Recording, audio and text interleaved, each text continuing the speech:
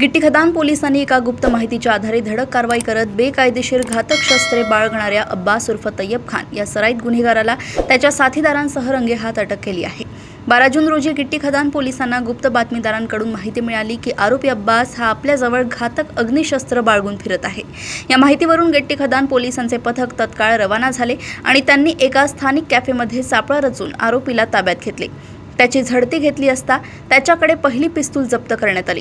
तपासादरम्यान आरोपीकडे आणखी शस्त्रे असल्याची खात्रीशीर माहिती मिळाल्यानंतर वरिष्ठ पोलीस निरीक्षक ललिता तोडासे यांच्या मार्गदर्शनाखाली पोलिसांनी धाबा परिसरातील त्याच्या घरावर छापा टाकला।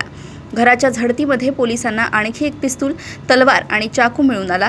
तसेच त्याच्या चारचाकी गाडीतूनही एक शस्त्र जप्त करण्यात आले। पोलिसांनी सर्व घातक शस्त्रे आणि चारचाकी वाहन असा मोठा मुद्देमाल जप्त केला असून आरोपीला बेड्या ठोकल्या आहेत। गिट्टी खदान पोलीस या टोळीचा आणि शस्त्रांच्या तस्करीचा पुढील तपास करतायत। नमस्कार, मी पीआय तोडासे, पोलीस ठाणे गिट्टी खदान येथे प्रभारी म्हणून काम करते।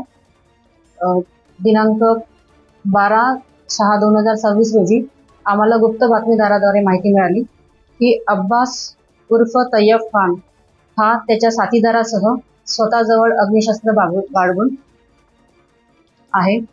अशा माहितीच्या आधारे आम्ही माझी टीम रवाना केली। नमूद आरोपी हा पापा योयो कॅफे, रिंग रोड येथे मिळून आला। त्याच्याकडून आम्ही एक पिस्टल जप्त केली त्या घटनास्थळी। नंतर अशी आम्हाला माहिती मिळाली अधिकची की त्याच्याकडे अधिक वेपन पिस्टल असण्याची शक्यता आहे। त्यासाठी आम्ही सदर ठिकाणी त्याच्या घराची दाभा येथे असलेल्या त्याच्या घराची झडती घेतली। त्याच्या घरामधून एक पिस्टल आणि तलवार आणि इतर चाकू असे साहित्य मिळून आले।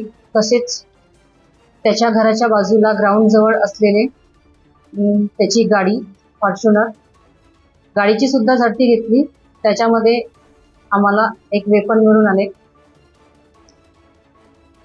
यावरून आम्ही त्या घटनास्थळी 2 पंचासमक्ष सदर मालमत्ता जप्त केली। जो अटक आरोपी आहे, किती आरोपी अटक केले, आरोपी अटक केल्याचं नाव काय आणि पार्श्व रेकॉर्ड काय आहे? या कारवाईमध्ये आम्ही 2 आरोपितांना अटक केली। एकाचं नाव आहे अब्बास उर्फ अब्बू तय्यब खान, दुसरा आहे ऋतिक उर्फ वाट्या रुपेश नाईक। यामध्ये आम्ही दोघांनाही अटक केली आणि त्यांना ताब्यात घेऊन पुढील कारवाई सुरू आहे। अटक आरोपितांचं काय पार्श्वभूमी?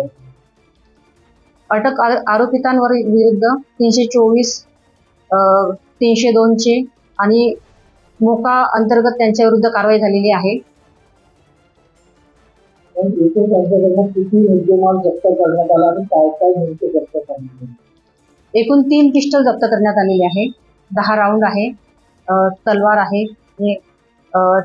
त्याने जे पिस्टल गाडीमध्ये ठेवलेली होती ती फॉर्च्युनर गाडी आहे। अशा प्रकारे 20,86,200 रुपयाचा मुद्देमाल आम्ही जप्त केलेला आहे। पिस्टल कशासाठी ठेवली होती किंवा कुठून आणली होती त्या माहिती समोर आली? प्राथमिक दर्शा त्याला विचारपूस केली असता त्याने सांगितलं स्वतःच्या सेफ्टीसाठी त्याने पिस्टल त्याच्याजवळ ठेवली आहे म्हणून। या गुन्ह्याचा अधिक तपास सुरू आहे।